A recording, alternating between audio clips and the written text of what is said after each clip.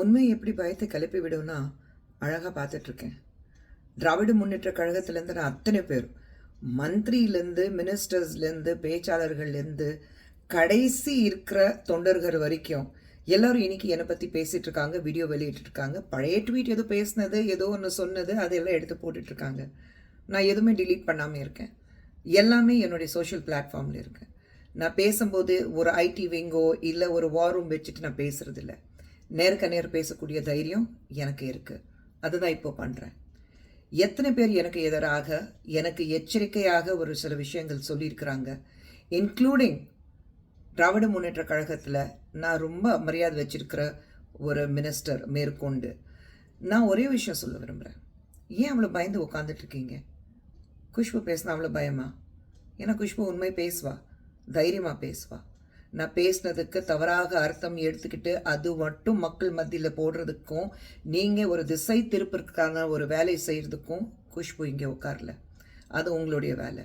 ஏன்னா உங்களுடைய எந்தெந்த வகையில் நீங்கள் மக்கள் ஏமாத்திருக்கீங்க, எந்தெந்த வகையில் மக்களை ஏமாத்திட்டுருக்கீங்க, ஏமாத்திட்டு வருவீங்க, அது உங்களுக்கும் தெரியும், எனக்கும் தெரியும், மக்களுக்கும் தெரியும். நான் இன்னைக்கு உங்ககிட்ட ஒரே விஷயம் சொல்ல விரும்புகிறேன். டாஸ்மாக் குறைப்பீங்களா, குறைக்க மாட்டீங்களா? இது நீங்கள் சொன்னது, முதலமைச்சர் ஸ்டாலின் அவர்கள் சொன்னது, உங்களுடைய யூத் மினிஸ்டர் உதயநிதி ஸ்டாலின் அவர்கள் சொன்னது. நாங்கள் டாஸ்மாக் குறைப்போம். குறைப்பீங்களா, குறைக்க மாட்டீங்களா? 3500 கிலோகிராம் 2000 கோடி வர்த் ட்ரக்ஸ் பறிமுதல் செய்யப்பட்டிருக்கு. அதுவும் உங்கள் கட்சிக்காரனுக்காக கிட்டேருந்து. அப்போ அதில் உங்களுக்கு எந்த சம்மந்தமும் இல்லை நீங்கள் சொல்லலாம். டாஸ்மாகில் செந்தில் பாலாஜி அவர்கள் இன்னைக்கு ஜெயிலில் இருக்கிறாரு, அதுக்கு எங்களுக்கு எந்த சம்மந்தமும் இல்லைன்னா சொல்லலாம். பழைய ட்வீட்ஸ் எல்லாம் எடுத்துகிட்டு நீங்கள் போடணும், பழசு பேசினதெல்லாம் நீங்கள் எடுத்து போடணுன்னா அது உங்களுடைய டிஎன்ஏ நான் சொல்லியிருக்கேன். ஏன்னா இப்போ இருக்கிற கரண்ட் இஷ்யூஸ் பேசுகிறதுக்கும் உங்ககிட்ட எதுவுமே இல்லை. மக்களுக்கு என்னதை செஞ்சுருக்கோம், என்ன செஞ்சுட்டு வரோம், அது மட்டும் சொல்லுங்களேன். அது சொல்கிறதுக்கு தைரியம் உங்களுக்கு இல்லை, இருக்கும், இருக்காது. ஏன்னா திமுக பற்றி எனக்கு நல்லா தெரியும். அந்த தைரியம் உங்கள் தலைவனுக்கும் இல்லை, அந்த தைரியம் உங்களுக்கு யாருக்குமே இல்லை. குஷ்பு எப்பவுமே நேரடியாக தான் பேசுவாள். சுற்றி வலிச்சு மூக்கு இப்படி பிடிக்காமல் சுற்றி வலிச்சு பேசுகிற பழக்கம் குஷ்புக்கு கிடையாது. தான் இன்றைக்கி சொல்கிறேன். நீங்கள் தாய்மார்களுக்கு, தமிழ்நாட்டில் இருக்கிற பெண்களுக்கு நீங்கள் 1000 ரூபாய் கொடுக்கறதுக்கு பதிலாக டாஸ்மாக் குறைச்சிங்கன்னா அவங்க பல ஆயிரம் சேமித்து அவங்க குடும்பத்தை நல்லபடியாக சந்தோஷமாக தலை நிமிர்ந்து அவங்களால அந்த குடும்பத்தை நடத்த முடியும். இதுதான் விஷயந்தான் நான் சொன்னேன். இதை திசை திருப்பிட்டு நீங்கள் மக்கள்கிட்ட பெண்களை கேவலப்படுத்த மாதிரி நான் பேசியிருக்கேன்னா சொல்கிறீங்க.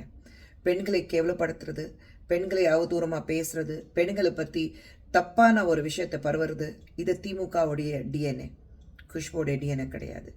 திமுகவில் இருக்கும்போதும் பார்த்துருக்கேன், வெளியில் வந்ததுக்கப்புறம் பார்த்துருக்கேன், இப்போவும் பார்த்துட்டு தான் இருக்கேன்.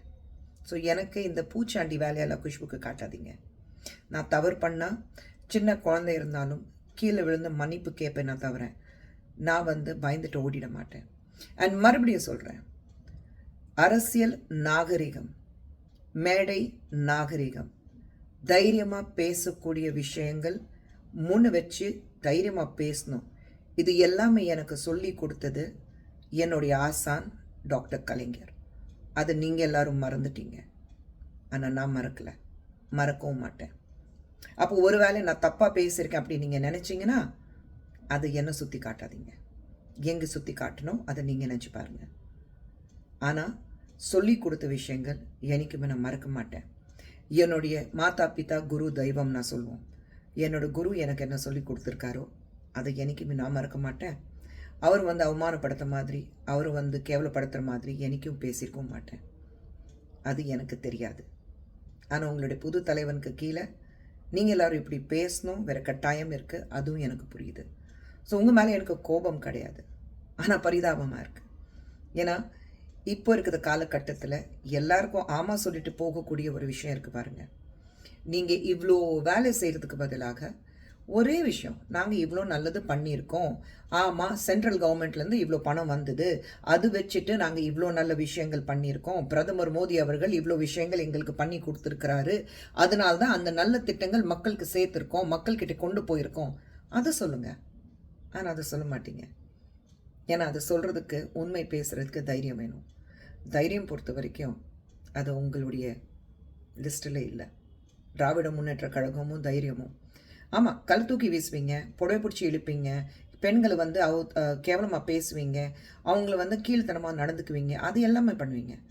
ஆனால் பெண்கள் ஒரு சமுதாயத்தில் ஒரு அந்தஸ்துக்கு கொண்டு போய் அங்கே அழகு பார்க்கணுன்னுங்கிறது ஒரு எண்ணம் டிஎம்கேக்கு சுத்தமாக கிடையாது. ஸோ நீங்கள் ரிலாக்ஸ்டாக இருங்க. நான் என்ன செய்யணும் நான் செஞ்சிட்ருக்கேன். என் மக்களுக்கு தெரியும் நான் எந்த அளவுக்கு மக்கள் மத்தியில் பெண்களுக்காக நான் போராடிட்டுருக்கேன், பெண்களுக்காக நான் பேசிகிட்ருக்கேன். தைரியமாக அவங்கள பக்கத்தில் நின்றுட்டு அவங்களுக்கு ஒரு சப்போர்ட் சிஸ்டமாக இருக்கேன்னா என் ஃபாலோவர்ஸ்க்கு தெரியும். செய்திகளை உடனுக்குடன் தெரிந்து கொள்ள உடனே சப்ஸ்கிரைப் பண்ணுங்க.